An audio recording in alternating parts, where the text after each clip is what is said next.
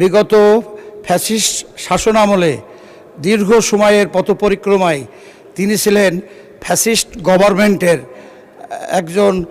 একজন কি সর্বোচ্চ 1 নম্বর প্রোটোকলধারী প্রেসিডেন্ট। কিন্তু আমরা সে সময় কি লক্ষ্য করেছি? উড়ন্ত হেলিকপ্টারে করে নেট বন্ধ করে দিয়ে উড়ন্ত হেলিকপ্টার থেকে গান পাউডার ব্রাশ ফায়ার করে আপন জনগণের উপরে অতীতের ইতিহাসে রেকর্ড ব্রেক করে অত্যাচার করেছেন। কোথায় ছিলেন তখন প্রেসিডেন্ট? একটি শব্দ করেননি। হি ডিড নট আটার এ সিঙ্গেল ওয়ার্ড। একটি শব্দ উচ্চারণ করেননি। What does it prove? It proves that he was closely uniformed and interlinked with that fascist regime.